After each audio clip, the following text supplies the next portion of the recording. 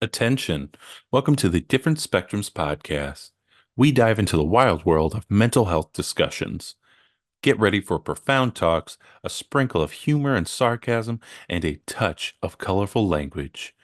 Just a quick heads up, our show reflects our individual opinions, which may not align with the standpoint of the podcast, our featured guests, or any related corporate entities. Our mission?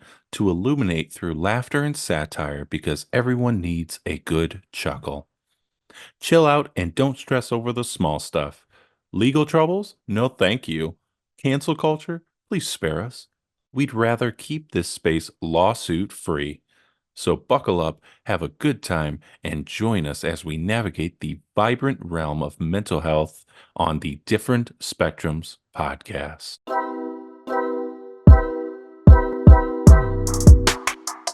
Hey, everybody, we back again. Hey, we're back. We're live. I'm Spencer, your co-host, and of course, we have our licensed clinical therapist, Nas. Hey, Dr. Nas. Yeah, exactly. Yeah. Remember, don't take us too seriously. Or do. That's completely up to you. There you go. Also, don't forget to run up those likes for us. We'd really appreciate it. So, today, it's a very special day. Our next guest is a scientist and a storyteller whose path took him from D1 football to exploring the universe. He's a PhD astrophysicist who studies planets beyond our solar system and also makes big ideas in science feel personal and accessible.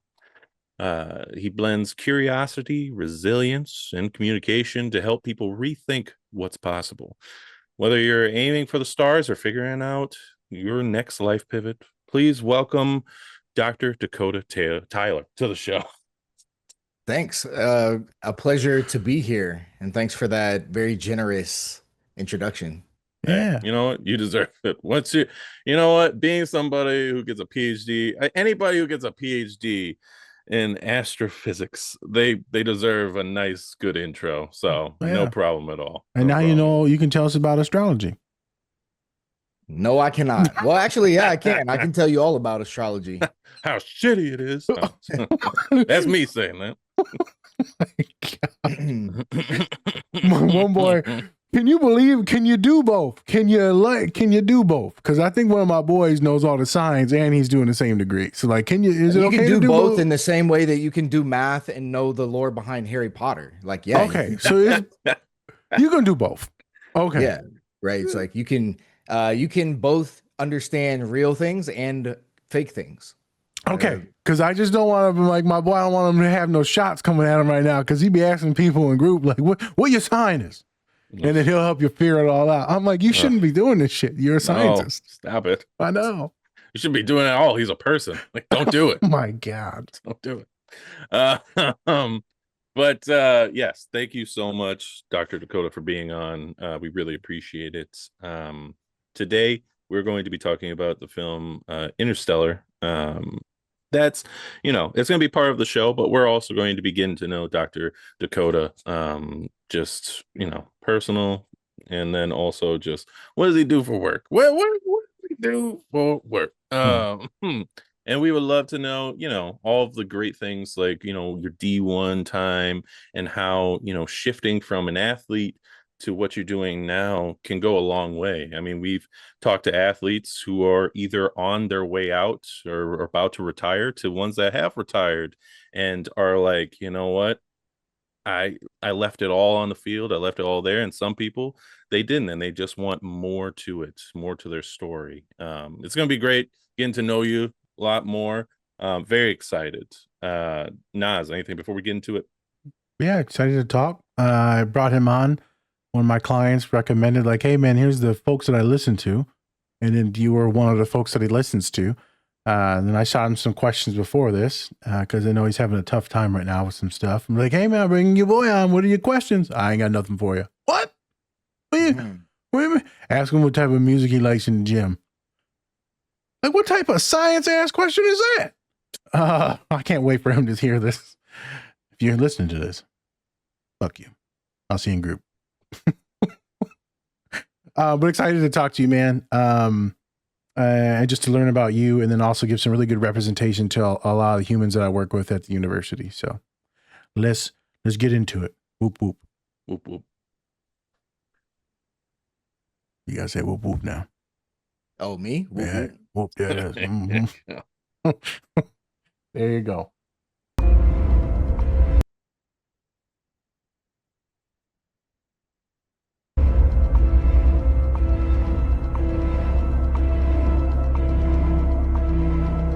Auto docking sequence withheld. Override. Unauthorized. Override. Unauthorized. Do not attempt docking. I repeat, do not attempt docking. Please respect.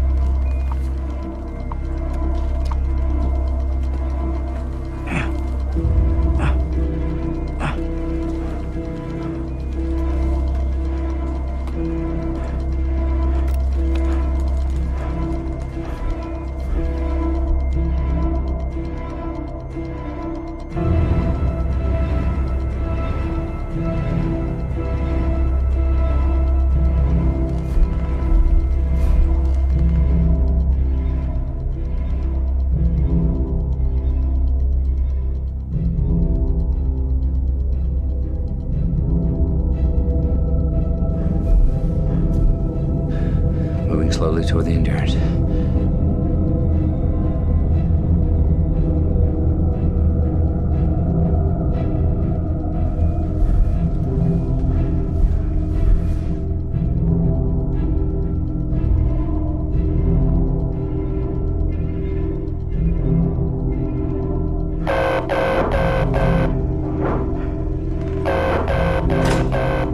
Imperfect contact.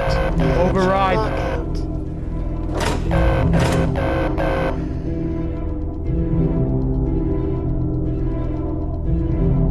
Is he locked on yet? Imperfectly. Dr. Mann, do not.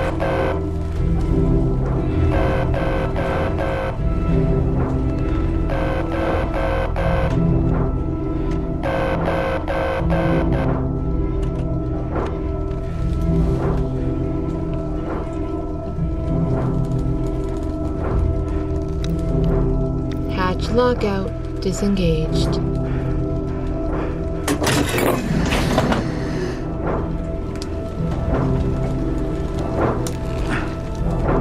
Dr. Mann, do not, I repeat, do not open the hatch. I repeat, do not open the hatch. If you open the hatch, the airlock will depressurize.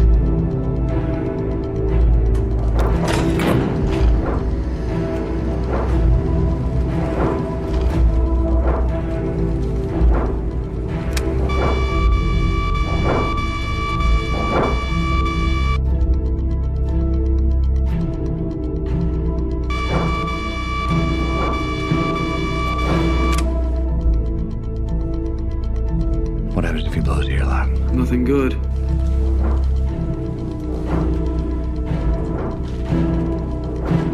Okay, pull back. Retro thrusters, everything we've got, Case. Retro's at full. Back! Case, relay my transmission to the onboard computer and have it rebroadcast as emergency PA. Dr. May. Open the inner hatch. I repeat, do not open the inner hatch. I repeat, do not Brand? open. I don't know what he said to you, But I am taking command of the Endurance. and then we can talk about completing the mission. Dr. Mann, listen to me.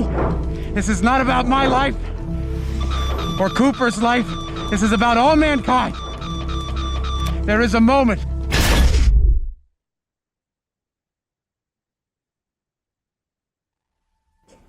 It is not.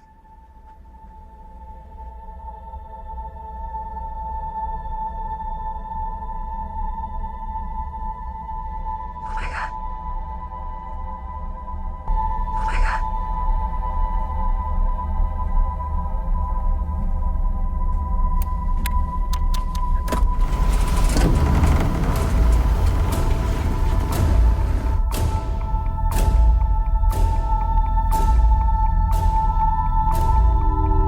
Cooper, there's no point using her fuel to chase. Analyze the Endurance's spin.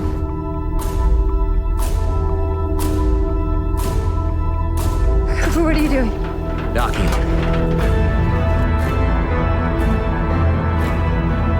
Endurance rotation is 67, 68 RPM. Okay, get ready to match our spin with the retro thrusters.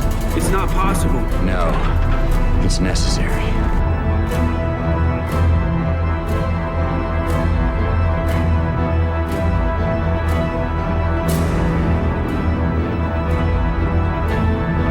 Endurance is hitting stratosphere. She's got no heat shield. Base, you ready? Ready.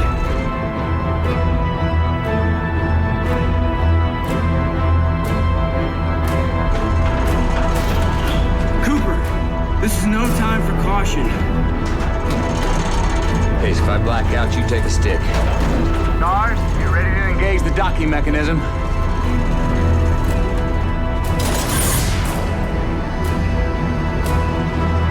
Endurance is starting to heat. 20 feet out. I need 3 degrees starboard, Cooper. 10 feet out.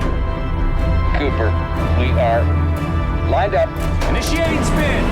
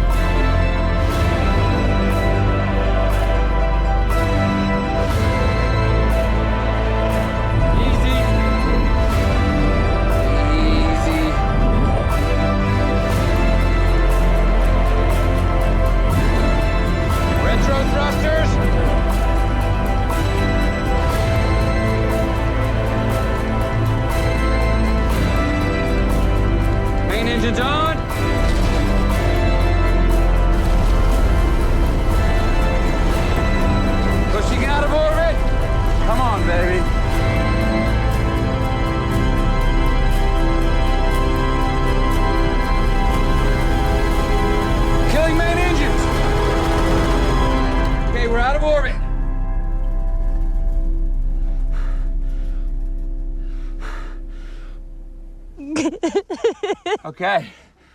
And for our next trick. It'll have to be good.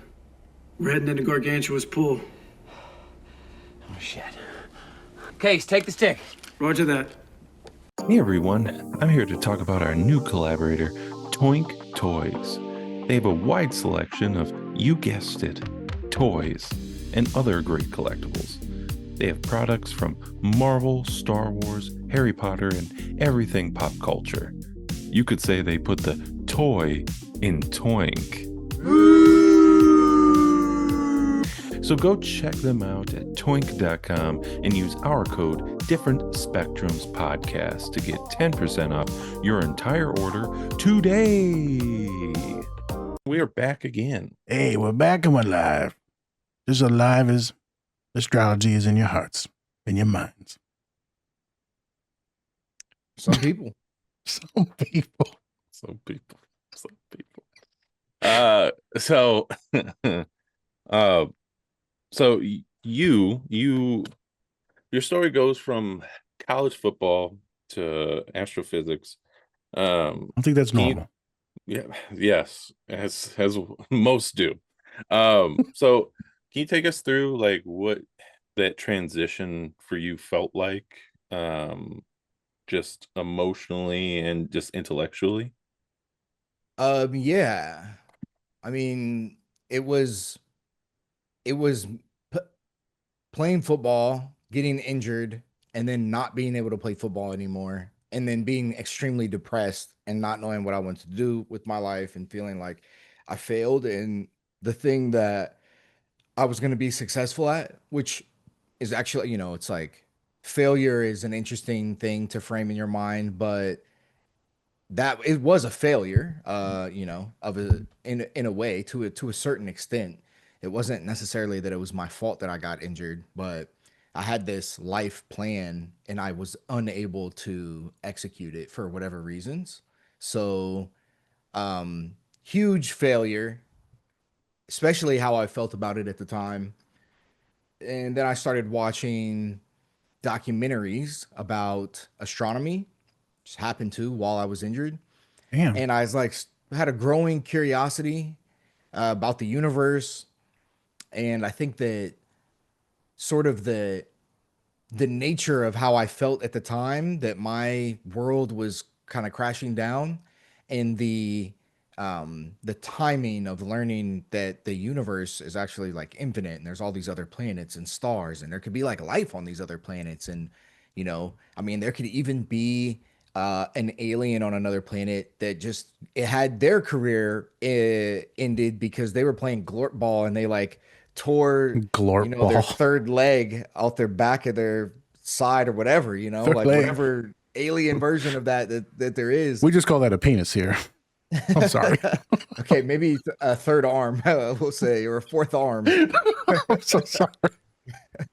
And so I like got focused on learning math and physics, and it was like really difficult because I didn't know that stuff and I didn't have an academic background.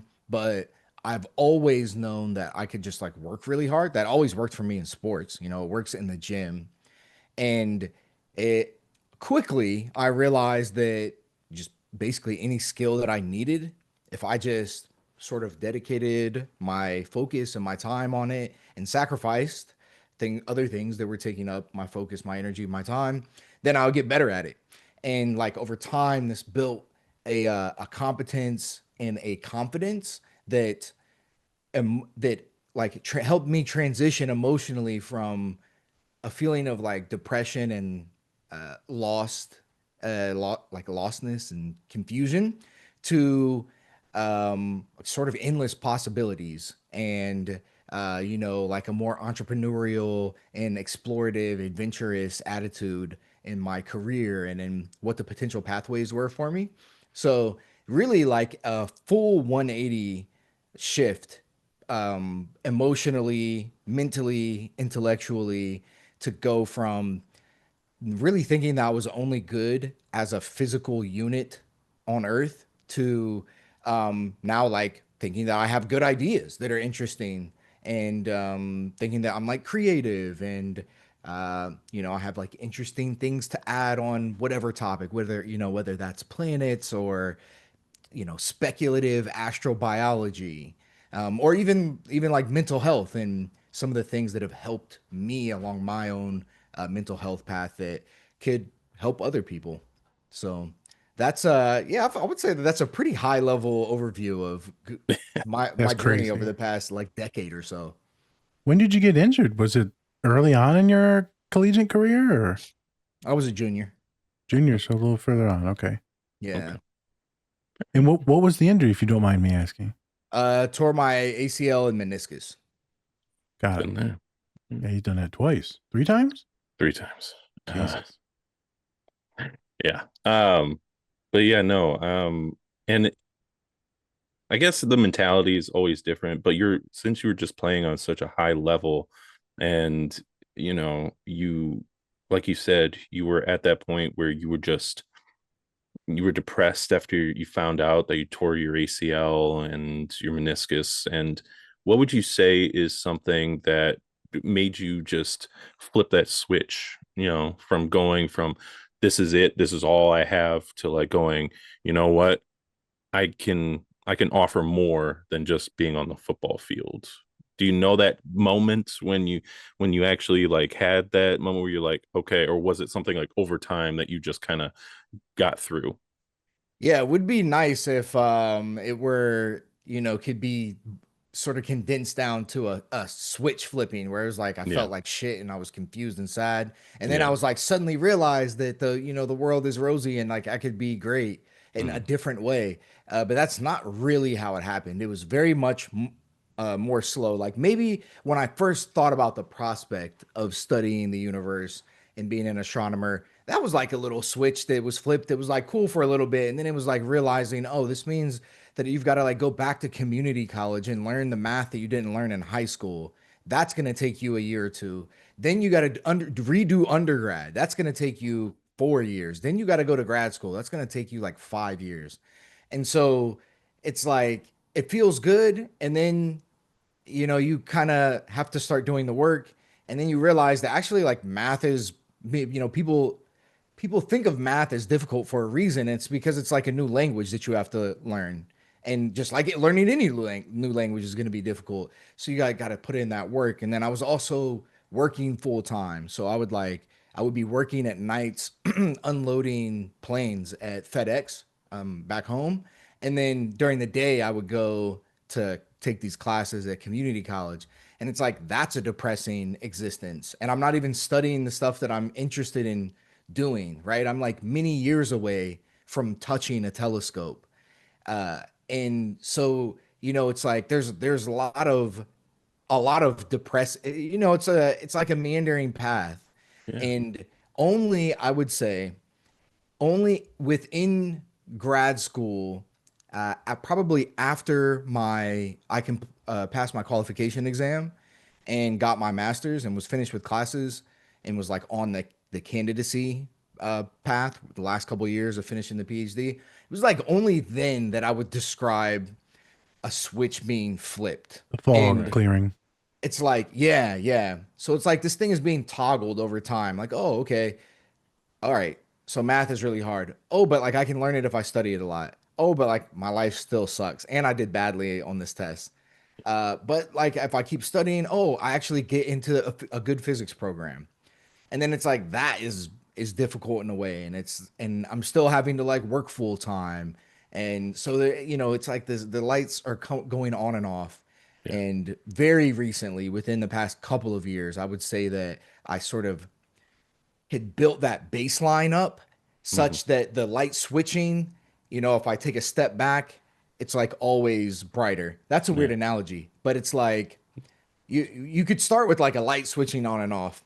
Yeah. And then as you get better at keeping the light on for longer times, then you can think about like, having like a lower, like a low level of lumens. Is that the unit of light? Yeah. Like lumens? Yeah. It's like a dimmer now. You asking right? the wrong people about these terms, lumens. yes. Let me Google that. I still use a candle, bitch. I think it's like It's lumens. like a tech term. Yeah, lumens. it's lumens. And but now it's like the light is always on, right? So the light never goes off, but like the brightness still modulates. Like there are times when I'm like in this flow state where it's like, like we're going to another galaxy. And then there's times where the light is still on, but it's like, are we going to another galaxy or are we just going to like the moon, which is still good, right? The moon is still cool, but it's not as cool as going to another galaxy. Fair enough. And I think that that's a good point to point out too, is that sometimes we think of things as just being black and white and not gray, and like there's no in betweens there, and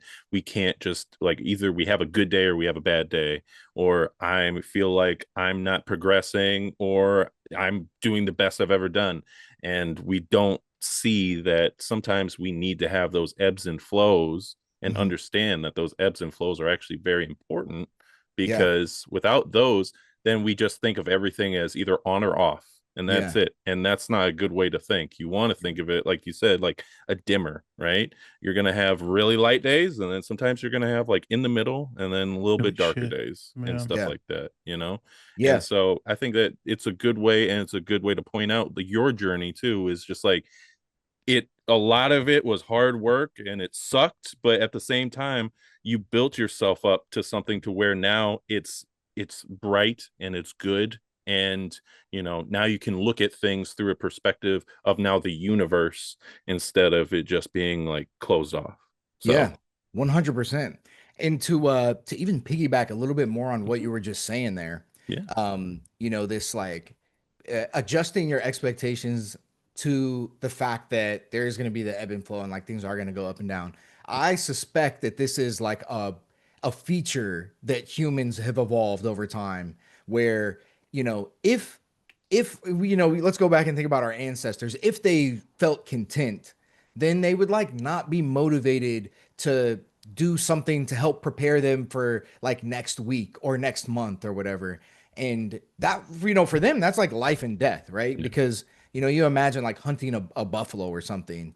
They didn't have refrigerators, right? So No. it's like, it's not like, oh, we've got meat for the year.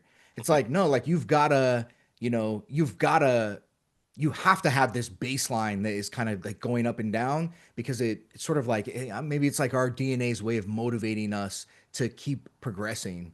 And that's like a very natural thing. And I think that for me, that helps when I am feeling down to be like, yeah, like this is a part of it. It's not just always gonna feel good. Good. The baseline readjusts, and you know, as long as you keep like your head up and keep moving forward, then you know that that feeling too is like not gonna last forever. It's fleeting. Especially if you're sort of moving in alignment with, you know, what is valuable to you and what you feel like is important and impactful.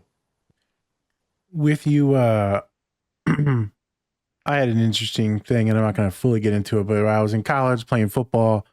Then I got in trouble with a bunch of other shit, and then I getting kicked out, arrested, blah, blah, blah. Went to community college and like suicidal shit, tried to kill myself, blah, blah, blah.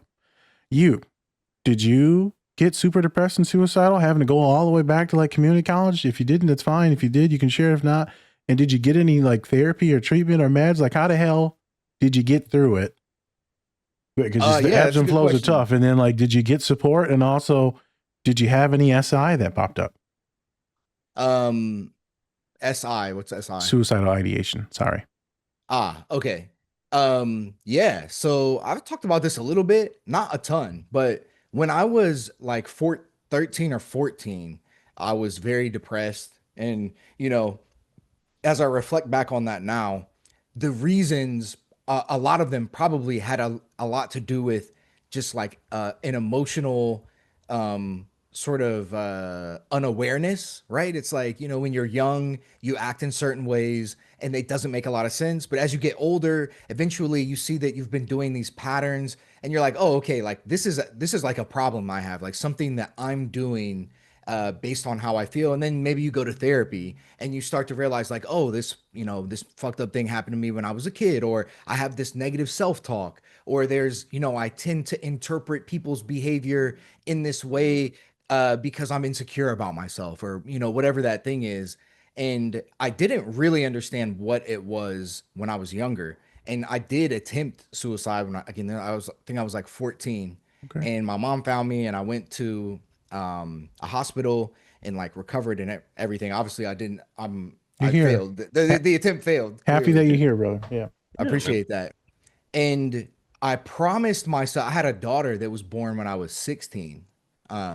So I was also a teen dad. And when she was born, I kind of internally, you know, made a promise to basically her that I would never do that and like leave her to go on for the rest of her life, like ever questioning, you know, like, why did my dad do this? Or why, you know, questions that she would never be able to ever get an answer to, and would probably like jack her up in some way.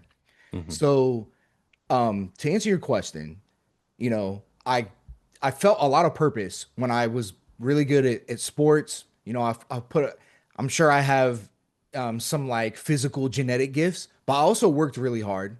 And I think you kind of need that combination to excel in sports.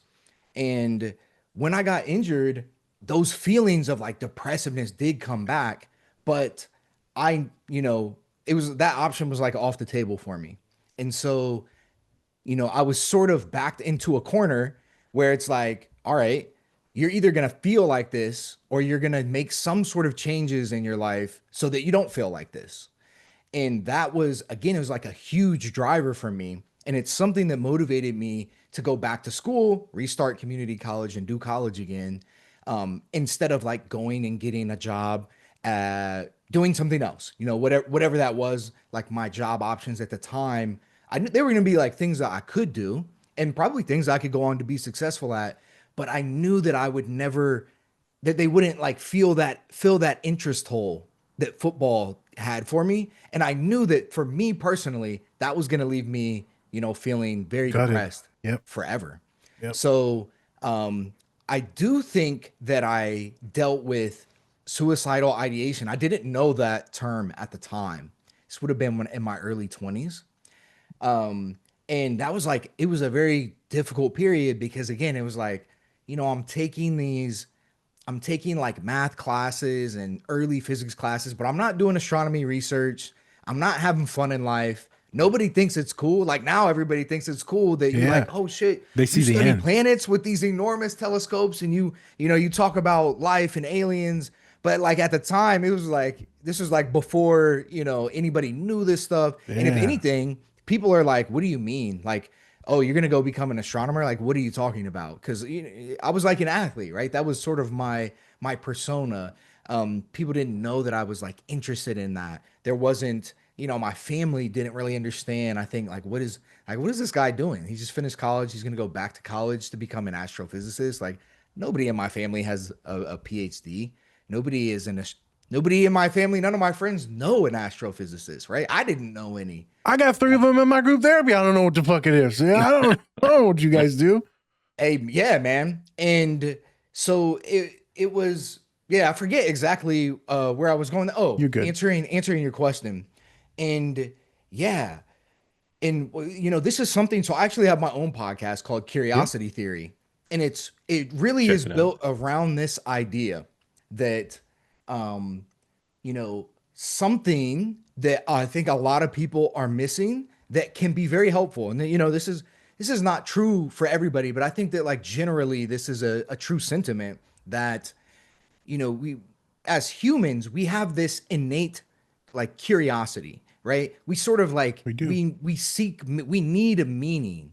And I think that for probably the vast majority of human history, meaning was like surviving till tomorrow. And they didn't even have the opportunity to wonder about like a deeper meaning. I'm thinking about like 20, 30,000 years ago. Yeah. Right. But now, even though we have we've sort of created this glass prison for ourselves where society is not optimal by any sense. And like, it's not really functioning appropriately for many people. But we're not going to like die from starvation. Most of us, at least in the US. Right. And so, and you're probably also not going to like get attacked by a saber-toothed cat or something. And so, survival in this area becomes different. And like curiosity is not something that you have to make it till tomorrow. Like I suspect that most humans typically have, but it's something that if it goes unused, that our like brains are not fully being applied. Right? Like I don't have to be curious about anything. I don't even have to leave my house.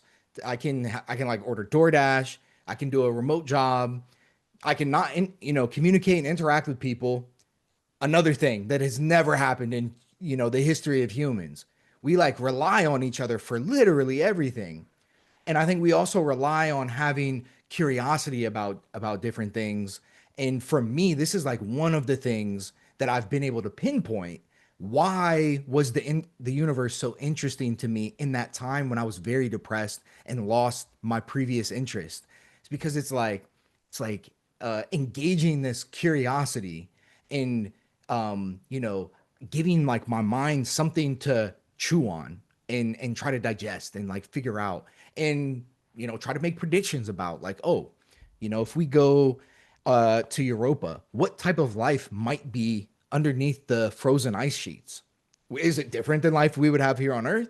Probably. It's not an environment that's very like the Earth, but is that even possible? Well, what do we know about life on Earth?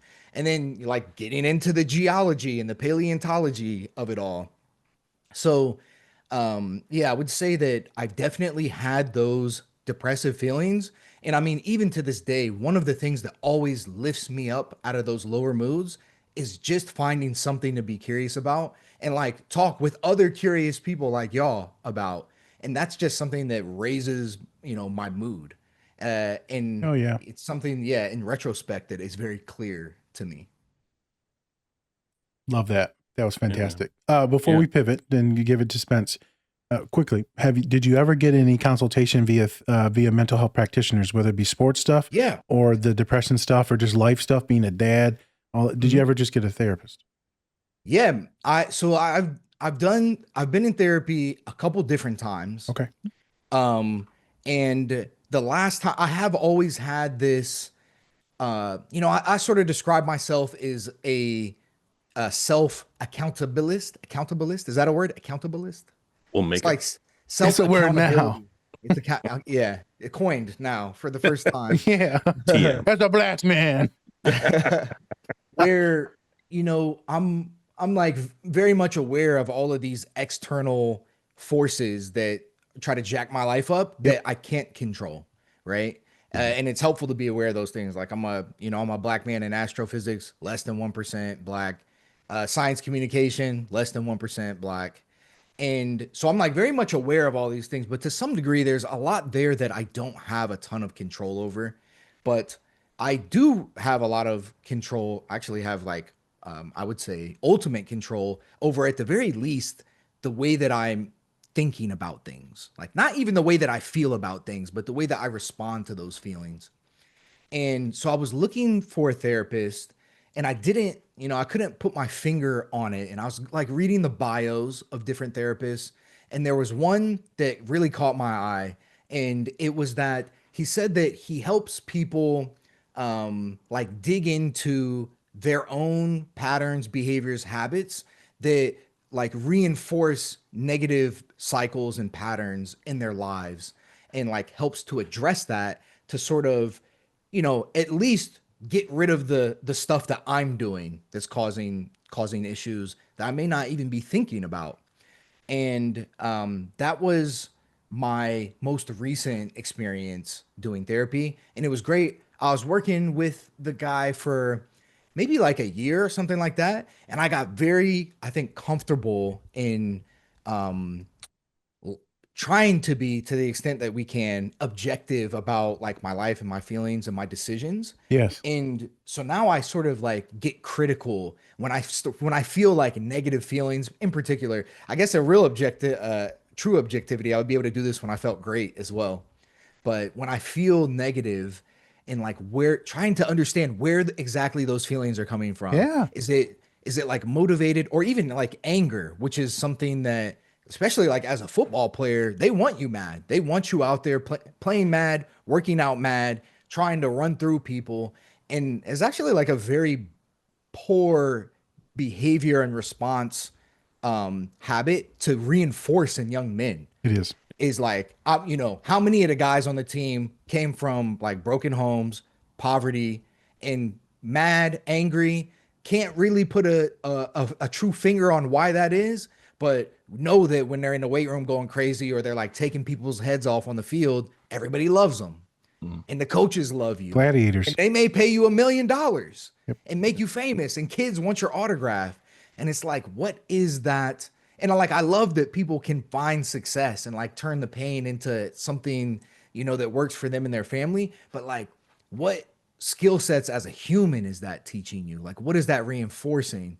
I think this is why a lot of guys, when they retire, get really depressed. And I think CTE probably amplifies that, like brain damage can amplify that. But it's like, if you never develop the emotional capacity for things, you learn to critique yourself or worried about what would make you a better person. And it was all just like, I'm a star athlete. Their athletes are kind of like Greek gods. That's how we revere them. The most famous people on earth, at least in the US, a lot of them are athletes. But it really has nothing to do with building the skills that will make you successful outside of a field or an arena. So yeah, cool. I think that a huge part of my post-football career was about building up those emotional tools that literally everybody needs, but I think probably were stunted in me because I found early success in what was a useful outlet for me at the time, but ultimately I think like a short-sighted outlet that didn't build long-term skills. Instead, it was just kind of like a short term, yeah, I'm upset, so I'm going to literally go and physically get the anger out of my body. So yeah, definitely huge fan of therapy. I think that, you know, bringing in that third party who hopefully like is not so invested in the way that you feel in a given moment, that they can like help you see the things that you can't see. I think that that's literally invaluable. And you know, like you sort of think of a dream scenario. It's like, okay, this person wants the best for me, but they're not feeling how I'm feeling because it's not their life. Yeah. And so it's like such a beautiful like perspective to be able to get. I think particularly for me, like I said, where I want to be accountable and I want to get like an objective view, like what's going wrong here? Yeah, hell yeah. Yeah, no. Yeah, and thank you so much for opening up about not only past but present things as well. Like Yeah. that's awesome. I think a lot of people are going to get a ton out of that. Just viewing how, you know, how at a young age you were depressed and all these things, but then, you know, you found your way, and then look at you now, you know. I think a lot of people are going to get a ton out of that. So just want to say thank you. Just take that moment out of there and just say thank Yeah. you for opening up about that. So Yeah, for sure. And I appreciate the the questions. These are Oh, yeah. thoughtful questions. Oh yeah, man. So this is gonna be a basic one, all right? You know, but is there anybody in the science field that you feel like you kind of look up to, or you feel like, hey, like I love this person, I love what they do in the science field? Is there anybody that kind of pokes out in your mind for you? Yeah. Jesus. A lot of people, but one of my favorite scientists, Yeah. she is an astrophysicist named Andrea Ghez, Nobel Prize winner, won the Nobel Prize in physics. She was or still is a professor at UCLA, which is where I did my PhD. Okay. And she was actually on my dissertation committee. So, you know, she's Hell like one of yeah. the people that signed off on my my dissertation. And what she did was over the past 2 decades or so, she was making observations, her and her research group, of this region at the dead center of our galaxy, dead center of the Milky Way galaxy. And we suspect that there's a black hole there, but you know, black holes notoriously are black. You can't see them, but you can see things that they affect. So if there was a star that was orbiting around a black hole, you could hypothesize that if we look at somewhere where there may be a black hole, maybe we'll see a star orbiting something invisible. And she set up these observations over decades to prove that there is something that is exactly the mass of what we think a supermassive black hole would be at the center of our galaxy. Won a Nobel Prize for it. Super dope. Particularly, and I mean, she's like obviously she's a great scientist, and you know, getting a Nobel Prize in physics is like your top dog scientist, basically. But she won that award joint with another researcher, a guy, an old white dude, I forget where, it's somewhere in Europe, who made like similar observations over a similar time period. So it's kind of like they both provided the evidence to prove that that black hole was there.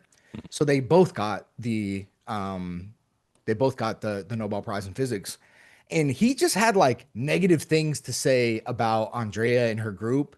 And she never said anything negative. And she kind of just like almost like ignored it and just kept on and like kept doing her thing. And I just feel like I really respected that. And a piece of me, it resonated, you know, with me being like, why is this? Would this guy have made those comments if it was like another dude that he was sharing it with? I don't know. Probably not. Right. And, you know, like, what did she do wrong? She was like, you know what I mean? Like, she grew up, she was like, oh, she liked space. She liked stars. She made these observations. They had similar ideas at similar times. Some people are just it's like haters and purpose. insecure, brother. Some people just haters, insecure, and so you just hate on people. Yeah. Look, And I guess I just like I respect everything about that. Yeah. Coming up with a great idea, finding this mind-blowing thing out, how to observe the impact of a black hole, and then also being attacked by a literal colleague, somebody who's, it's not like, you know what I'm saying? Like, this guy's not above her. they're colleagues. But you know, they have the same job, and then just like ignoring it and just going on and just being like a rock star. Just totally look up to everything about that, because again, it's like it's kind of like that, you know, what can we control thing. If you're a woman in a space where there's not many women. Yep. So there's gonna be these like dickhead guys that got some shit to say, and she can't control that. Like she could have like went in on him. Really, I feel like that would have been a fine thing to do, right? She could have like dunked on him. She could have called him out for being misogynist. Like all of that, I think would have been well within bounds. But just like taking the high road and literally just being better. So to me, it's like when I look at that interaction, I'm like, oh, she's just better than him. Like she's got a better mentality. She's got a better temperament. You know, she's not like, she didn't like lose her shit, which is what I feel like the guy did. He lost his shit. He was like, what? This woman has, got this should be my award. And I just like respect it so much. It's like the height of human wisdom. Peak. It feels like to me. Yeah. Yeah. Peak. So Andrea Ghez, my favorite astrophysicist, just partially like because I've gotten to know her, so I like know her personality, and then to pair that with what I know about the story about the Nobel Prize and whatever, it's just very dope. Who'd you look up to when you were a youngin'? Obviously it wasn't science based, but maybe it was science based. Was it just like, I wanted to be a turtle, Ninja Turtle? Like what would you look up to when you were younger? Leonardo. Yeah. Football players. I figured. Did you have a specific one? Please don't say Tom Brady. LaDainian Tomlinson was my favorite running back. LaDainian Tomlinson. Jesus. LT, man. Even to this day, it almost feels like he's underrated somehow. Like when people talk about the great running backs, they don't bring him up. Yeah, they don't. Yeah. They bring up, who do they bring up? Like Emmitt Smith, Barry Sanders. Well, you got to bring up Barry. They don't even bring up Adrian Peterson, that. which, hey, off the field AP, stuff, I understand, but AP was a beast. That dude. Danian for like 3 or 4 years was getting like 4 touchdowns a game when I was in high school. Shit was wild. Yeah. And he performed like the RB1 rushing at as high a level as anybody was, but he was also an excellent receiver out the backfield. And he was like one of the early backs to do that. Now every back does that, right? It's like that's a part of the game. A lot of teams literally just have like a scat back or like a little third down back to do that. And it's like he's doing both of those things at the highest level. Wild. And he's not a big guy. He's probably my size, like 5'10", 5'11". He's not like Derrick Henry, like this 6'5". Derrick Henry's like LeBron James running down the field, basically. Yeah. Like a linebacker. What about his Hall of Fame speech? Was wild. He's just sobbing, emotional. Like that Hall of Fame speech was nuts. Yeah. It makes me cry every time I see him talk the Hall of Fame speech. It'll come on Instagram. And I always remember hearing these stories about LT's work ethic and how hard that he worked. And I remember I heard Reggie Bush talking one time. So like at the height of Reggie Bush's USC career, I think he did a workout with LT to I think maybe it was like a mentor mentee thing, and they said that Reggie Bush like halfway through just like threw up and couldn't complete the workout anymore. Who Reggie Bush is like top tier athlete. And I like that, like when you just had that dog in you and you just work like constantly. Because I feel like that's something that like I can't control whatever neuroplasticity I was born with. I can't control my height. I can't even control like the way that I look. I can't control my personality that much, but you can control how hard you work at things. Oh yeah. And that can like offset a lot. Like y'all know this. Like you can work hard, and sometimes that can be the difference between doing the things that you love and that you want and that you dream of and not. Yeah. It's sacrifice, right? We all have to like sacrifice something, whether it be time, whether it be, hanging out with friends, downtime and stuff like that. But to get to our goals, sometimes we have to sacrifice things that we, really love and want to be part of, but then that helps us get to that next goal, that where we want to be. When you were talking about just like Reggie Bush and LT, like I was thinking of like Randy Moss when he was trying out, and he went through so many different hurdles in his life, and then he gets to this point where he gets to go to training camp with Chris Carter, and Chris Carter is like, I'm gonna work him and see if he's got it. And then he, even though it was a tough workout, Randy Moss was able to get the workout done, and then we drafted him with the Vikings. And it's just like, it's one of those things where you get to go, man, like these guys get to work their asses off in front of especially like these legends, and then see what they got. And sometimes it works and sometimes it doesn't, but that just popped into my head for some reason. I just remembered I Googled it, and so that's why I muted my microphone. Also, I thought so. He won the Walter Payton Man of the Year award as well, too. So you ain't no scrub, LT, that he did that. And we were lucky enough to have Andrew Whitworth, Walter Payton Man of the Year, and then future Hall of Fame left tackle on the podcast, too. It's just awesome to see that these are also good dudes.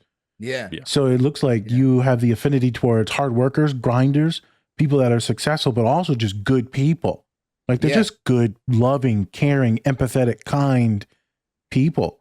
So that's also something that you relate with. I would assume that's how you present and show in the world as well too. The kindness, because my boy, I told you, said he thinks you're confident, he thinks you're intelligent, he thinks that you're a hustler and a grinder, and he said he appreciates that, and he sees that in himself and some of the other group mates. But I would assume also there must be this kindness, this caring, this compassion, this protectiveness that the others had, right? I assume that you just do your best to do better. That's the word you used. Yeah.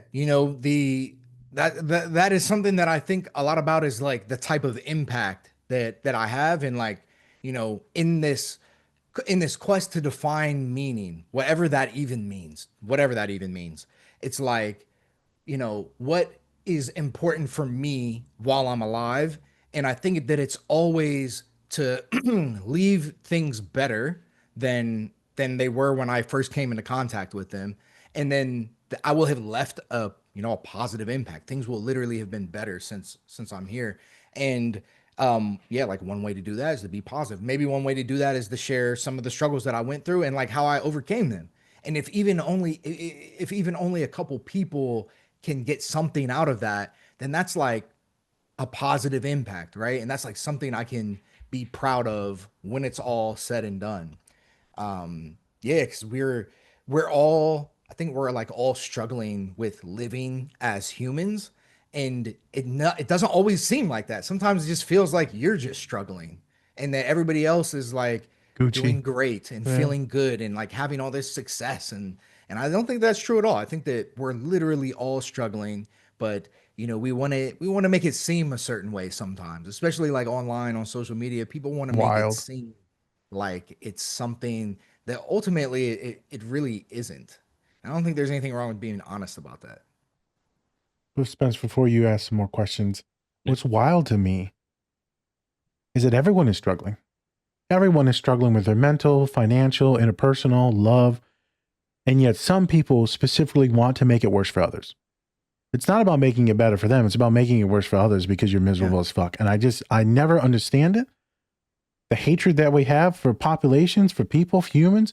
Where is just the love and the kindness that you preach in your Bible? Where is the love and the kindness that your mother taught you? Where did it go? I don't know.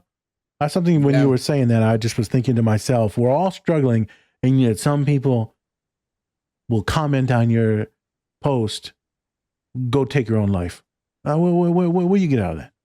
What are you doing? I just don't understand some people where that comes from. But I'm glad that you're doing your best to provide a positive impact.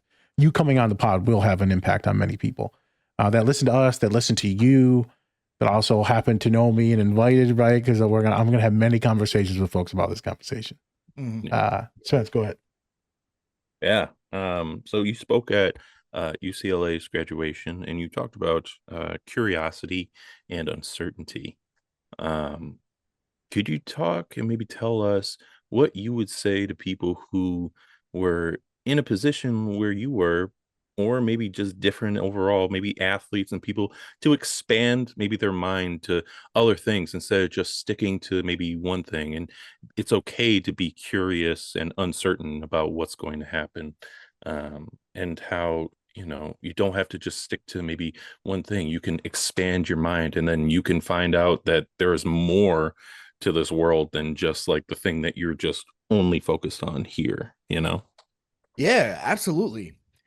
Yeah, it's I think that I think that this is sort of like a human nature thing. So I don't think that anybody should feel bad about this. But as we get older and we go on in life and we like figure out where we've settled, our mind kind of gets a little stiff around those boundaries, whether that's with relationships, with your career, with whatever, your hobbies.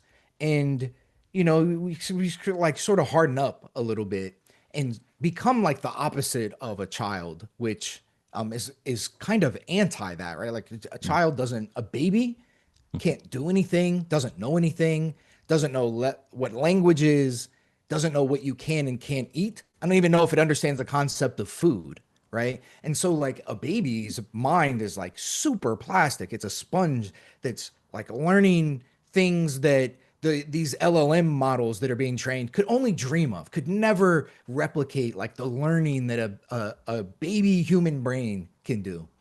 And as we get older, so I would argue that everybody has that openness at an age that they can't remember, like within the first couple years of life.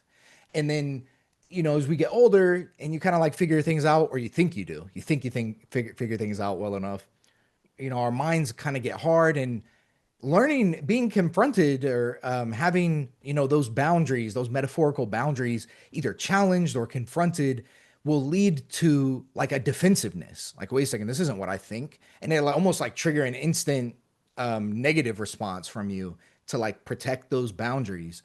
And that is, I think, a normal thing, and something that you have to be able to work to overcome, to realize that like these deep rooted identities sometimes that we have that we may not even be aware of, they're like not real things, and they are keeping out other information that could expand your mind. I mean, when we think about enlightenment, without like digging into any specific definition of it, just throughout history, enlightenment is almost always like the shedding of some social norms that have everybody just absorbed and assumed were standard and were like the law of the land, to realize that none of that's true.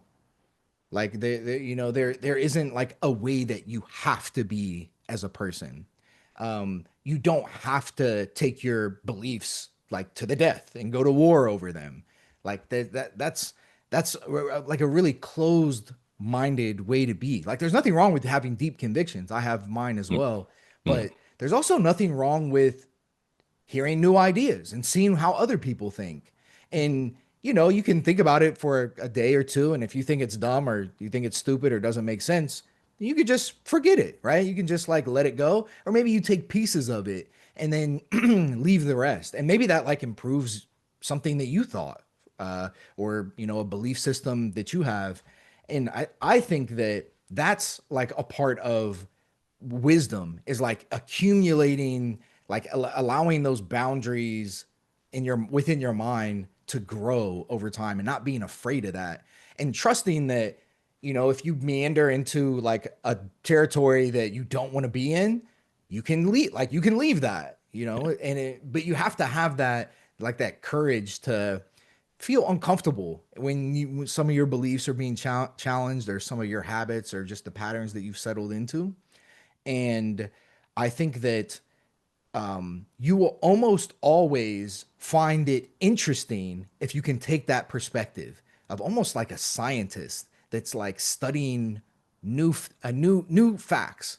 Like a marine biologist does not go into the deep sea and see a weird jellyfish and they're like pissed off about it. That's never how they would see it. Well, it depends what color it is. They're actually not going to shut the fuck up about it and like tell everybody on Earth that they found this new weird thing.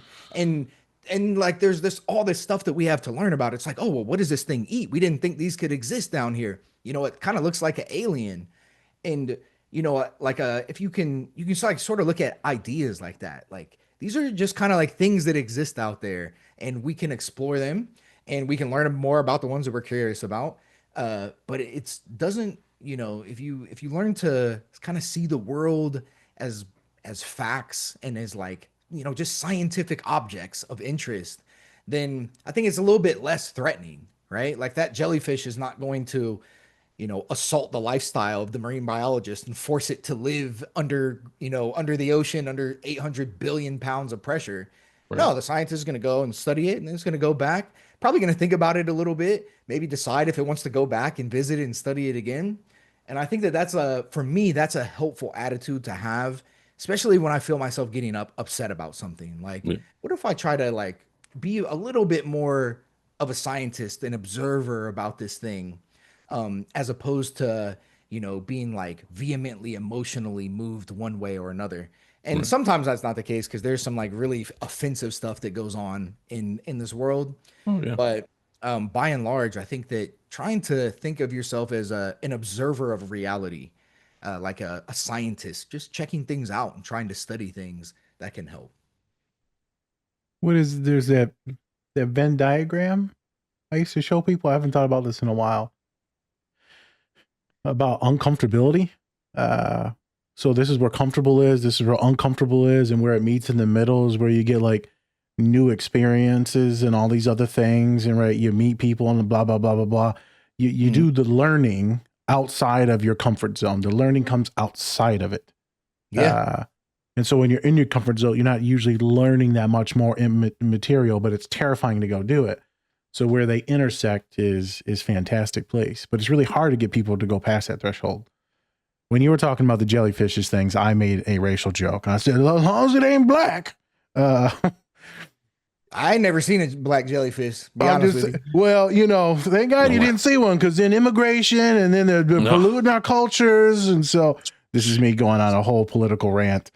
But some people will see new things as a terrifying perspective, because they don't want it to indoctrinate them in this other thing, because it disproves all the other shit.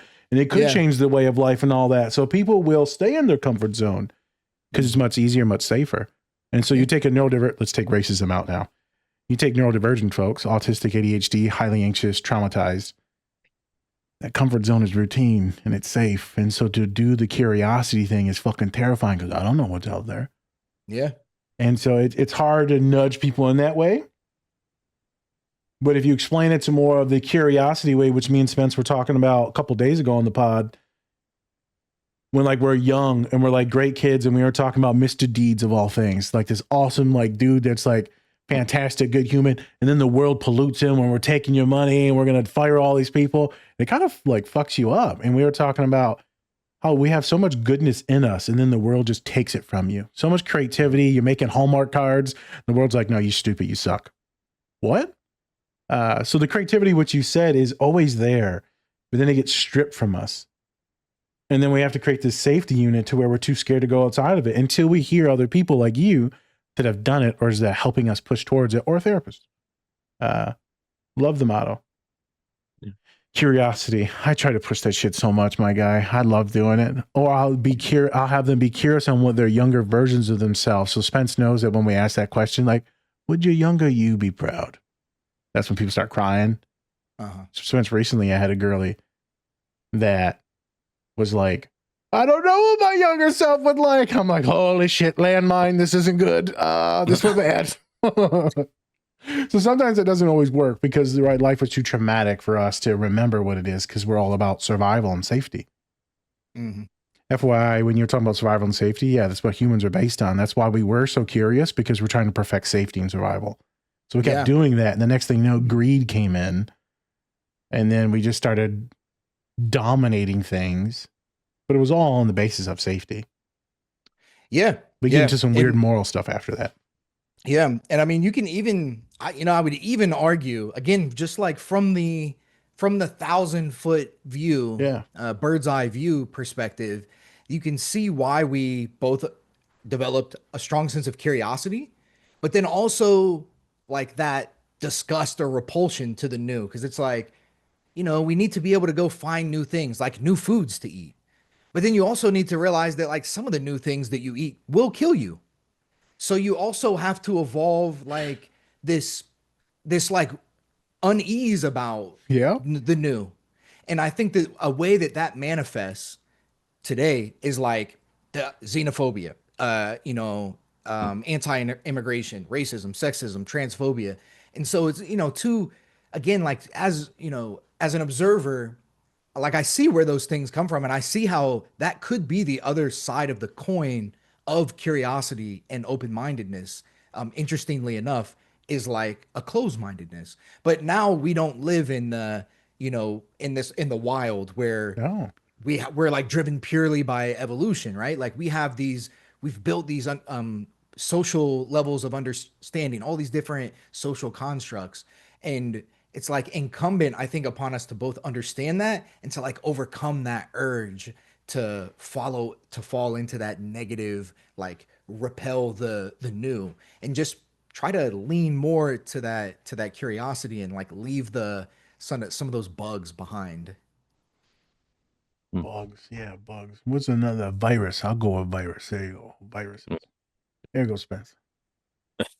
Um, so if you had somebody, say, in front of you who just didn't understand science, but they have somewhat of a curiosity for it, what was something that you would say to them to maybe get them either interested or maybe open up their mind a little bit when it comes to just science in general? Little nudge.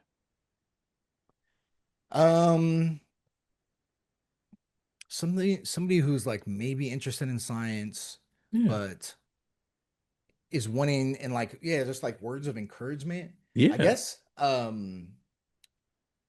where I would start is that there are like these deep philosophical discussions about like what we can know and what we can't know, and can we ever know things objectively, and they can get like really deep and they can get like really in the weeds. Mhm. And I would believe a philosopher who probably could construct a really sound logical argument that we can't actually truly really know anything. And like on paper, I agree with that. But in practice, I think that the universe is an objectively knowable thing. Yeah. Anything that happens, there is an explanation for it. And we usually can find out what that is. And maybe sometimes we can't, but I don't think that means that there's not an explanation for it. And, science is like this way to find out that explanation. It's like a reproducible and reliable way, in practice at least. Sometimes, scientists can be as flawed as anybody else. They're just humans. Mhm. But it's a way to be able to find out what the things are that we actually know are real. And so, you dig into, I'm a science advocate. I'm a huge fan of any number of sciences that describe how the earth formed and like what happened to allow for life to be able to arise, and like how human cultures have evolved over time. And it's like science can give us the answers for a lot of these things, or at least, give us like a reasonable interpretation of the evidence that exists. And so a lot of times, we don't need to rely on our opinions for so many things. Like, there's evidence out there, and there are people who have thought long and hard about that evidence. And that story oftentimes is like more fantastical than something you could make up. Like, I know, in the Bible, there's a story about Genesis where, God makes the earth and the people and everything in like a few days. And it's like a pretty creative story about how things came to be. But, what we've learned in science, in my field, astronomy, and then also like geology and biology, is that really what happens is that, we live in this universe that basically has a bunch of atoms, and sometimes those atoms condense into a little ball, a little sphere that's so huge that the gravitational pressure in the center is just so high that those atoms start smashing together. And then, you take two little protons, and when you stick them together, they don't actually have the mass of two protons. They have the mass of a little bit less than two protons. And like that tiny mass difference is converted into energy. And because our sun is doing that, we've got a steady outflow of energy that reaches the earth. And at some point in time, that energy started to fuel life on Earth. And because it had this extra energy, it could like grow and do things.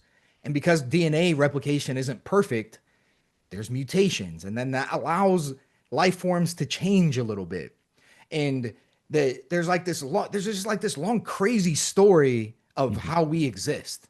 And then over like 100 million years, or I guess closer to like 500 million years, we go from ancestors that like swam in the ocean to ancestors that are like swinging in trees. And this sounds crazy, right? That a fish evolves into a primate. But I can show you the evidence so that it's completely unreasonable for you to doubt that that's exactly what happened. And only through science can you kind of, get that, I want to say irrefutable, but science isn't perfect, but just like pretty build precise. such a strong case to believe this thing that it sounds crazy. It right? sounds crazy. Like, if I didn't have the evidence for that, you're like, come on, bro. No, like we get the fuck out of here. There's no way. You're telling me that my ancestor was my great billion great grandfather was a lizard, like a lizard, and then was like a mouse, and then was like a monkey or a primate, and then that's bull. That can't possibly be true. But when you look at all the evidence, the paleontological evidence, the anthropological evidence, the geological evidence, the genetic evidence. That's the strongest evidence, is that we can actually see how the genomes have evolved over time. Then it's like, you actually can't doubt that. Like you can't prove to me that didn't happen based on what I've seen. And so this is how you get someone to be interested in science, is you just tell them to look at all the shit out here, go find it, go look for it. I don't, of all the like crazy conspiracies and stuff that we hear, I feel like the scientific reality is always like 10 times more interesting. Valid. Okay. Yeah. And the uncovery process to me is fascinating. And that like nature sort of, because of the laws of physics or whatever, it tells us a story that the most creative person could not have made up. Yeah, shit's wild. The actual story is wild. Yeah. And I think that a lot of people, I think that with science, sometimes it doesn't drive the story. And I think that especially with religion, it gets to compel people is the story, right? The emotional side and stuff like that. And then I think if maybe a lot more people like yourself who just bring the excitement and the energy to that story and tell them that, this is how this happens. That's why like Neil deGrasse Tyson is so big, because he just knows how to like build up a story and an image of what things could be and how they kind of transition to other things. I think that also helps a lot when it comes to the science too, is just building up that story, but also the excitement of it and all these different things. And that's why a lot of these different people who are in the science realm, it's so helpful to have those storytellers to kind of help kind of guide the way of how everything's going to. Because you got these hustlers on the other side. I'm going to pivot this question to be more specific what Spencer said then. So I got my little niece, right? She's a little Mexican girl out in San Antonio, poverty. My brother's passed away. It's just her and her ma, and she loves science, right? I brought her here and I introduced her to a bunch of kids at Purdue University, these PhD, these smart-ass kids, and she latched onto this one guy, right? The Afro-Latino guy, right? Smart as shit, same type of stuff you're doing, right? She's fantastic. And I didn't even know she liked the stars. I didn't know she wanted to be an aerospace engineer. And this is like the thing she wants to do. I'm also preparing her for like the people won't look like her. They're not coming from the backgrounds like her. There's going to be white bodies and then Asian bodies in that room. And it's not going to be little Mexican girlies. It's not. What would you say to someone like her that's very curious, being bombarded with a lot of horrible stuff from the outside environment, does not come from a great household, an intellectual household. So no one's ever going to know what she's going through other than me. What would be your advice for this girl that's going to be bombarded with life telling her, don't do it? As my one boy that sent me to you, he said, Naj, you can't eat books. I need to make money. You can't eat books. What should I tell this young girl that's going to have to prolong money for a longer period of time, but also the world's telling her, you're too stupid to do this. No one ever does this. I know that's what people are telling her. I know that. I've heard it. Yeah. And she hates it. She complains to me about it when we're playing video games every Saturday. So what would you say to this young girl? What would you say to her to keep her curious, but also to protect her? What would you say to her? I'm doing my best, but what would someone like you say to that girl? Yeah, that's a really difficult question that I know. gets I'm at sorry. the root of systemic issues that, a conversation is unlikely. I think that it can work, right? Yeah. You could have a story of advice for me then. Yeah. What would be your advice for me to do with her? Oh, well, no, I'm still gonna give you my answer. Do your thing. But, Okay. yeah, it's there are all these things that are working against us. And so it's easy for me to say, well, at the end of the day, that you're actually not going to end up being happy choosing the route that it seems like other people want you to take anyways. And I feel like you hear this time and time again. There's people who make it and have the heights of success and realize only after they accomplish everything that they thought was possible that society, whether that's being famous and being super rich, and they're as sad and depressed as anybody else. And that the thing that is right for you, nobody else knows, by the way. So they can tell you, don't do this, do that. But they don't know that thing that's right for you. But you do, because there's an internal voice that you have. And that internal voice is it's like the signal that you have to, in my opinion, you have to listen to find your purpose or your meaning. And that a lot of times when people struggle to find that thing, it's because they are not listening to that voice. We have so this may be a slightly complicated analogy or metaphor, but there's something in science called signal to noise. And in astronomy, I point my telescope at a star, and some of that light that I'm getting is coming from the star, and some of it is real, true signal. And some of it is random noise. And that could be because my telescope's not perfectly shaped. It could be because the Earth's atmosphere is doing some weird stuff and wind is blowing. It could be because my detector, it's a piece of technology. It's a piece of hardware. It's not a perfect thing. There's probably some weird amplification going on, or there's some weird, just natural variation in my instrument. And so when I look at the data, some of it is signal and some of it is noise. And if you can't, as a scientist, separate your signal and your noise or represent that appropriately, then your conclusion can't really be trusted, right?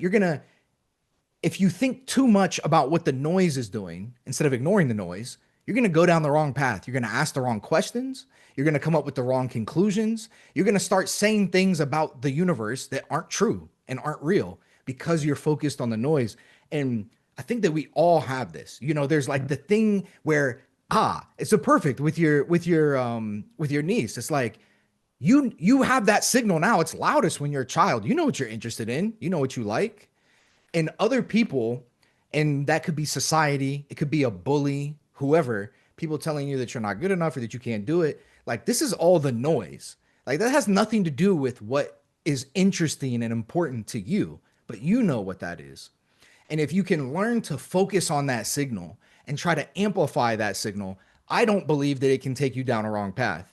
Now, is there going to be a sacrifice because maybe you'll make less money if you try to go get a PhD in science? Yeah, that's true. I mean, there's not really anything that I can say to a person to tell them that they shouldn't want to get more money. If that's something that you value. She's not worried about that. Her family most likely is, because they're going to probably depend on her and try to steal money from her. I'm just being honest. Yeah. So, yeah. She doesn't care. She just wants to study. She just wants to study and explore. Yeah. Well, I mean, there's nothing wrong with that. I also don't think that there's anything wrong with wanting to make some money to help your family out. Valid. So, it's hard that's a hard, not knowing her and not knowing the family and that sort of thing. It's hard to give a personalized advice there. That's but fine. I think that more generally, I think that deep down, we know what we are really interested in and what we're really curious about and what we really wish we could be doing. And I think that when we are not moving in alignment with that and proving to ourselves that that's what we're trying to do with our lives, I think that can bring on feelings of a low grade, like inexplicable anxiety or depression that just like never really leaves because, you know, it's like we can lie to other people, but we can't lie to ourselves. We can like try to, but subconsciously we know, like, I know this isn't what I really want to be doing. I know that this is not what I value. I know that if I could plan out my perfect dream life, I would be doing something else. This is not really what I'm curious about. And it's a hard thing to tell people to do, but but I can tell people that that's what I did. Like I sacrificed getting a job and making more money. I was working full time most of the time when I was in school, but you know, I graduated with my PhD this past June. I'm 35 right now. I was 34. So I had been in school from age, I want to say 0, but I didn't go to school as a baby. 4 or 5 to 34. And it's like, if you want to make it happen, you can make it happen. Yeah. If you want to try to impress people with the fact that, you know, you made a certain amount of money and you drove a certain car or whatever, yeah, maybe you can't make that happen. Maybe that's like the sacrifice that you have to think about. Is it, do I want to like make everybody else happy? Or do I want to like really strike that resonance of who I am as a person and what is the most that I can bring to society? Maybe this is helpful to think of as a kid. You're like unique. Everybody's unique. Corny thing to say, but it's true genetically. Like you have different DNA than everybody. You've also had slightly different experiences. Even if you have a brother or sister, it's all different. They grew up in your same family. You're different ages. You have different friends. Like you have different experiences. Traumas. And so all of this, all of this combines to make you very unique. And there's like that inner voice is trying to lead, just the way I think about it, is trying to lead you to this unique like impact that you can have. And nobody else can literally have it. And after you die, nobody will be able to have the same one. People can have other impacts. They can do other great things. But not the unique one. But they can't do the unique one that you have because only you can do that. It's your DNA. It's your experiences. And I think that sort of the self-actualization, like the height of what we can do for humanity as a species is to literally be our true unique self and put forth whatever that thing is. It doesn't have to be, you know, leading a revolution and changing the world. It could be that. It doesn't have to be that. But it's something that is unique to you. And I would vehemently protect that from erosion from the outside world, from other people, especially other people that you may not think that aren't like doing something that you admire, that aren't like living that out themselves.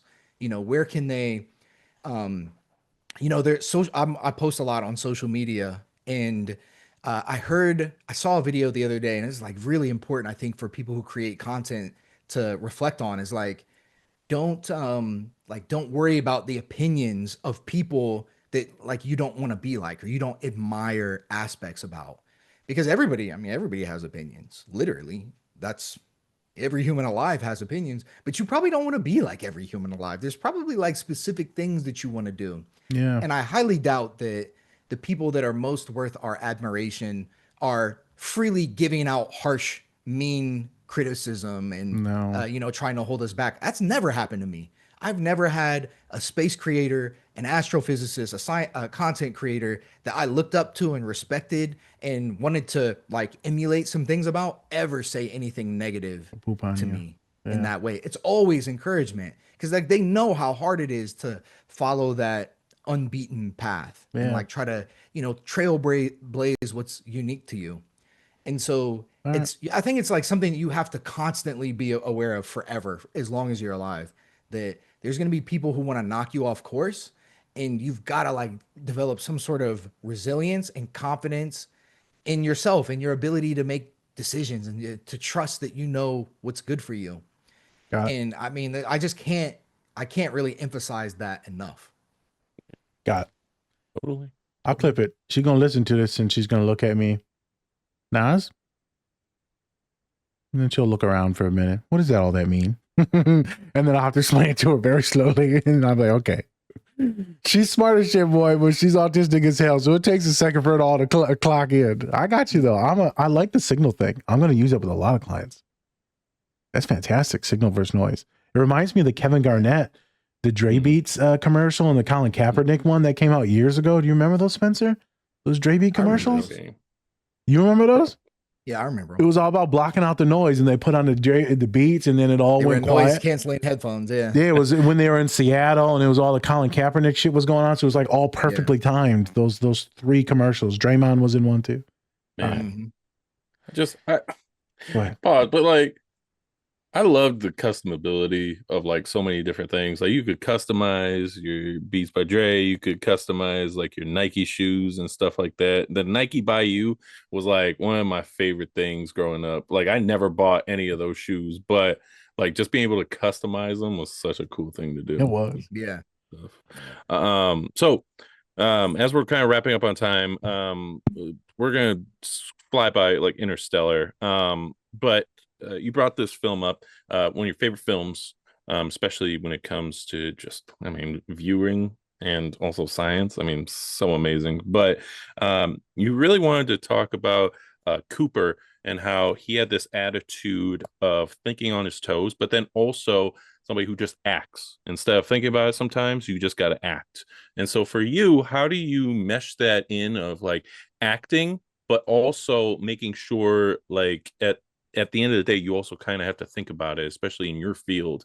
You do have to think about things, but you also kind of have to react on your toes sometimes. How do you kind of fit in with this character of Cooper and his mentality? Yeah, that's a good question. It's important to be a strategist. You don't want to, it would be foolish to just do things without thinking about them. Right. But, there's a point in time where you've thought about it, come up with a plan. Maybe you think like, you're not ready yet. Now, it's important to be able to understand what your feelings are telling you, like where they're coming from. Is the reason that you feel like you're not ready yet because you're afraid that you may fail? Is it that you're like waiting for things to be perfect? Because perfection doesn't really exist in the universe. There's never going to be a perfect time. So once you've got like a strategy, it's time to like get going, right? There's this quote by Martin Luther King Jr. I forget exactly how it goes, paraphrasing, but you don't need to see the whole staircase to take the first step. And you imagine like a super cloud. Y'all know those days where like a cloud like descends and like a fog sets down on like the ground. And you can't even see that far. You can see maybe like a stoplight 100 or 200 feet, but then it's just, it's just cloudy beyond that. But like as you go and as you drive, you start to see what's further, right? Because it's like revealed or like those video games where things are rendered in real time. And if you move too fast to the edge, you like see the things popping up as you go. And I think that's a good metaphor for your direction in life. Like you're not going to map out start to finish to the finish line. You're going to live to be 80 or something or 90. You're not going to have that mapped out perfectly.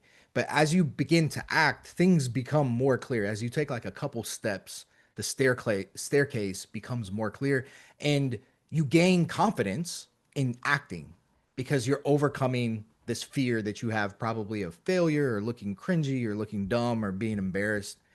And then you like can trust yourself and be like, all right, this move made sense at the time I was thinking about it. Maybe I didn't execute perfectly. I can do a little bit better next time. Or maybe we need to shift our trajectory slightly. And like that, it's that forward motion that's important. And if you don't have that, then you're not going anywhere. And coming up with the best plan that's never executed is the same as not coming up with any plan at all. Yeah, you're not doing anything. Yeah. So this is why you admire the guy, right? Because he just jumps into action. Yeah. And that scene in particular, it was like, okay, this like we're screwed. That ship was how they were gonna get back. And Dr. Mann, Matt Damon's character blows the airlock because he's like trying to hijack the ship. It starts crashing down and it's spinning too fast from the explosion. So the only way for them to save the ship, which they think is none, there is no way, is for them to go and line up and dock with it as it's rotating like that really fast. And it just doesn't seem reasonable. And he's just like, well, this is the only thing possible that we could do to save it, and I have to go now because the ship is crashing. And he just goes, and his co-pilot doesn't know what he's doing, and the robot on ship, the AI, is trying to convince him like it's not possible. And he's just like, yeah, I mean, it's not about that. It's necessary. Like, this is what we have to do, and we have to do it right now. And like that urgency, it's usually not life or death for us. Could be in some situations, but not usually. But that urgency is like really important to drive you, especially like in this world with all of these distractions. Like if you have a sense of urgency, you want to write a book or you want to read a book about a topic you've been trying to improve at. Yeah. And it's like, well, you could also scroll on TikTok for a little bit and probably waste your whole day. Yeah. Or like watch a movie. And maybe that's a good use of your time. Yeah. But if you have that sense of urgency, then that's going to help you move forward. So Cooper has that. He's like an adventurer first, and he's not afraid to make mistakes. And sometimes he pays for it. Sometimes he makes costly mistakes. Yeah. But, you know, that's kind of like a part of leadership, right? Making a decision, sticking with it, just trying to iterate and do the best that you can. Yeah. Oh yeah. So for you, like when you're watching movies in general and stuff like that, and I ask this like with therapists and psychologists and stuff like that, can you take off like your science hat for like a bit and just like enjoy movies, or is it always on? You're just like, that's not right. That's not right. You know, because like that happens with therapists too. Sometimes doctors. You're just like, you're just like, that can't happen. That's not a star. Yeah, like, get the fuck out of here. Can you do that, or do you feel like sometimes you're just like, that's not right. That's not right. You know? It'll stand out to me if it's wrong, but it doesn't like bother me. Okay. You know? Okay. You see it. I may mention it, but it's not like it's not like a compulsion that I have to do that. And I'm fine with but I think that the stuff like that is usually good, especially as a science communicator, to point out where it's like, hey, this movie that everybody loves, you may be thinking like, is that possible? Right. Well, here's what we know. They took liberties here. That's not really what we'd expect. But it's cool, and it like drives the plot of the movie forward or whatever. Yeah. So I feel like it always is gonna stand out to me. If it's like egregiously wrong. But I think that a lot of times that's like something that you can think about how to turn into a cool learning opportunity. I like that. I like that. Yeah. Spence, what was that question you had in the pre-production? And then I was like, "Ooh, let's pivot this one." Oh yeah. So I've seen the film The Martian with Matt Damon. And you said you didn't really like the film. Yeah. Can you explain why you didn't really like the film? Yeah. So it came out around the time, I think, of Interstellar. And it was like a year before. Yep. Yeah, it was very close. And first of all, Interstellar overshadows all space movies to me. And so in comparison, it's a little bit boring to me. Okay. Matt Damon is also, he's the protagonist in that movie, but he's the antagonist in Interstellar. He's like, fuck. So there's maybe like some wires in my brain that sort of get I have like a little bit of an implicit bias against son of a bitch against Matt Damon in space movies. Fuck this guy. But it's like me with the guy from Gladiator, the king or whatever. The guy, everything I see him in, I hate him. I can't stand the guy. I'm like, you son of a bitch. You hurt him. You hurt my guy. Yeah. Go ahead. Well, that's too bad too. He's a phenomenal actor. Phenomenal. I just can't fucking watch him without being like, yeah. With insane range too. By the way. Like, oh yeah, he's so great. Insane. Like, and was it Her? Her. So he's so great in that. He's such a great actor. But yeah, it's like sometimes with like people, they just do so well at being like such a piece of shit as a character that you're just like, I can't view you any different. So and with the Game of Thrones kid, like he was so like Joffrey. Wow, Joffrey was such an ass. Like he had to quit acting. He did, and you're like, dude, I'm not him. Like he's so good at it though. You hated him. It's true. It's true. Jesus. And that was one of the few deaths in that show that where they gave us what we wanted. Exactly. So many of the deaths in that show is like, no, stop killing all of my favorite characters. Facts. And that was one of I was glad that they gave us that. And his death was satisfying. He died in a horrific way. And Yeah. it was like, I'm glad Slow. that they gave us at least that, they gave us that. Facts, man. All right. You All fucking right. I can Doc's a get little it. twisted. I see you, man. I see a little kink side come out. I mean, there's something that, there's something know. in us that- Retribution. yeah, like when He we was feel horrible. like people deserve to be punished for doing something bad. Oh yeah. Shame. Like, The whole feels shame good. scene that was a little intense, but I hated her. Yeah. Besides point. So why was it with Matt Damon? What was going on? Why didn't you like the movie? Yeah, it was too slow. I just don't think it's just not that interesting to Just me. boring. Okay. Yeah. Is the science real? Yeah. Is I the mean, I think it's like pretty accurate. Mars has these Okay. global dust storms. There was a part at the end where he like left in a convertible. That didn't seem realistic to me. Yeah, that's fair. He like left. He left the planet. He did. In a yeah. Mazda Miata or something. I don't remember what it was. Like a Corvette or something. Remember that shit? Sponsored by Mazda. Damn. Shit. But I thought it was like Warranty. cool and like thinking about the challenges. I mean, Yeah. talk about like, having your innovation, your ingenuity pushed to the limit. Bruh. You're on a planet where, I don't think I believe that he would have been able to grow anything in that, in that dirt. And I think also a good example, maybe not because he ended up surviving, but a good example of like why Mars is actually a horrible place to go to. Like it's worse than the worst place on Earth. Whatever that means to you, it's worse than that. Yeah. It's less Florida. habitable than the most inhospitable environment that we have on Earth. So why is it that everybody wants to go to Mars? Is it just like a marketing thing where they're just like Mars, like this Propaganda. is the next one? Or like, is there a reason behind it? Or is it just like what is the reason why everybody wants to go to Mars? Like, do you know? Yeah, I think, well, first of all, it's basically the only place that we could go besides the moon. Okay. Can't go. Venus is closer a lot of the time, but it's like it's hot enough to melt lead on the surface. The atmospheric pressure is like you're at the bottom of the Marianas Trench. You would be crushed. You would be the atmosphere is sulfuric acid. It's literally like the worst possible environment you could imagine. Mercury is way too close to the sun, has no atmosphere. The other planets are gas giants. Couldn't land on them if you wanted to. There's no land. So it's like Mars is the only one that we could go to. It's got a little bit more atmosphere than the moon, which of course doesn't have an atmosphere. But so, it's kind of like, I don't know, if you're going to be interplanetary, that's your option. The idea that we would somehow make that a backup plan for Earth doesn't really make sense to me. We don't have I don't think it would be worth it. Man, I think it would just be worth it to like stop polluting a little bit on Earth, or you know what I mean? Curb industry a little bit, stop wiping out the biodiversity. Kind of seems like anything that we could imagine that could make Mars pleasant would be 1,000 times easier to just fix here on Earth.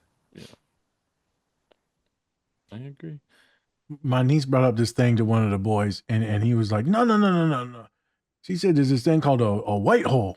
There's black holes and then there's white holes. You heard of a white hole? Yeah, white hole is theoretical, so we don't know if they exist, but it's like the opposite of a black hole. So I couldn't believe that she knows this shit. The fact that she knows these things, Spence, is wild. Yeah. Kid doesn't even talk, but she'll talk about fucking science. It's wild. Yeah. That's cool. I mean, maybe she'll discover the first white hole or prove that it's not possible. I don't know. There you go. What type of degree is it? Is that aeroscience? Is it astrophysics? What type of degree should I be pushing? She'd probably be a theoretical astrophysicist. Theoretical astrophysicist. Holy shit. Okay. Well, shit. I mean, hey.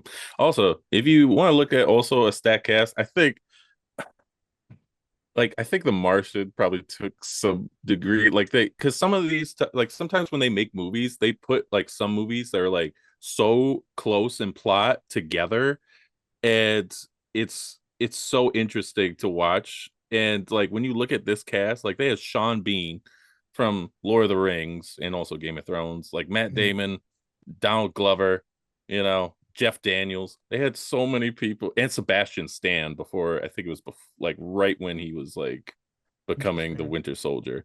Like Uh-huh. this is a stack cast too. So Yeah. you're just like, I wonder if like some producers were just like, hey, let's try to compete with this movie before it comes out, and see if we can grab some people. Yeah. And yeah, that's just amazing. Who knows? Would love to give you time. We loved having you, Dr. Dakotah Tyler. We loved having you. Love to give you some time. Any plugs you want to do? Any like talks or anything like that? I also see that you do like some mentorships and stuff like that. If you want to talk about it, do it right now. 'Cause Self-promotion. This is plug time. Plug time. Yeah. Check out my podcast, Curiosity Theory. It's on Apple Podcasts, Spotify, YouTube, Awesome. all over the place. We cover things from astronomy to biology. Sometimes we get into like some mental health and philosophy stuff, sci-fi, just things that we may be curious, things that a curious, scientifically interested person would probably be into. And then you can follow me on my social platforms at Dr. Starkid everywhere. IG, TikTok, Threads, all that good stuff.